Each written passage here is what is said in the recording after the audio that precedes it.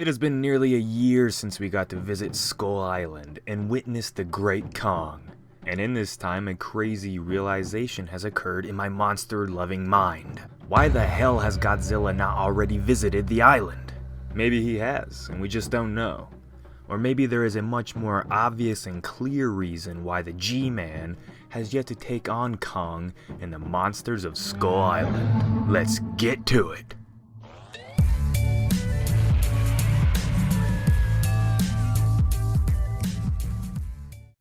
First off, let's establish one thing. Godzilla was awoken in 1954 due to all the atomic activity coming from humanity during that timeline. The events of Kong Skull Island take place sometime between 1971 and 1973, which leaves nearly 20 years worth of time for Godzilla to have been able to discover Kong and Skull Island.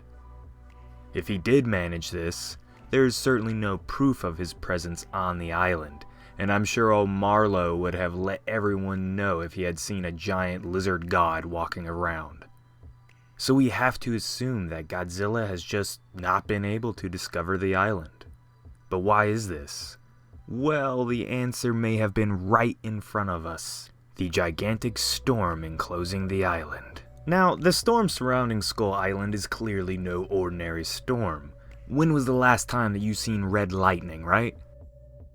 This could mean that this storm has been derived from the strange environmental properties of the geological area that holds the island, which would very well explain why the storm is practically always active. Let's break away for a second. You know how in Godzilla 2014, Godzilla seems to have an outstanding sense that allows him to pinpoint the locations of the Mutos? This was over many thousands of miles of distance between the monsters, so there's no reason why the G-Man isn't able to sense Kong and the skull crawlers on the island. Except for the storm. Godzilla was able to track the Mutos due to the amount of nuclear presence that the monsters carried within them.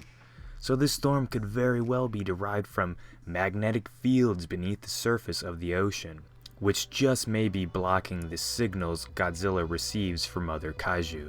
There are studies supporting the idea that magnetics can contain nuclear energy, just as there are true magnetic-based storms in our real world. If Skull Island is truly a one-of-a-kind place in the MonsterVerse, then this sort of bizarre anomaly could be what is keeping Kong and Godzilla from meeting already in the timeline of the series. But this doesn't mean that the king of the monsters is incapable of reaching the island. He just needs a little motivation. We know that Godzilla will be fighting Rodan, Mothra, and his arch nemesis King Ghidorah, all of which have the ability to fly. So let's say that in his attempt to fight the three monsters, that they somehow manage to venture all the way out to Skull Island, with the G-Man hot on their tails. As the battle ensues, many residents of Skull Island, both human and creature, are killed as the Titans clash on Kong's homeland. Kong, not knowing that Godzilla is only trying to defeat the much more violent monsters, develops a grudge of sorts for Godzilla, leading towards an emotional fight that would come in Godzilla vs. Kong. Another theory for Godzilla to discover Skull Island is if the humans, knowing they are no match for the monsters, lure Godzilla to Skull Island in hopes of the two kings killing each other off. This would make sense and follow a similar path to many Godzilla stories in the past.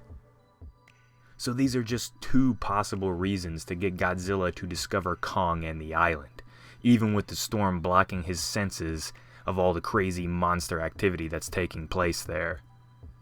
But of course, this is all based on speculation and my own personal opinions.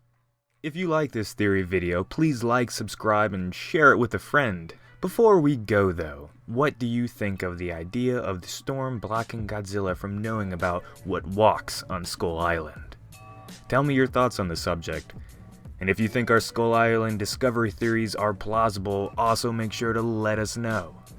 Residents of DangerVille, it has been a blast. This has been Jacob. Peace out.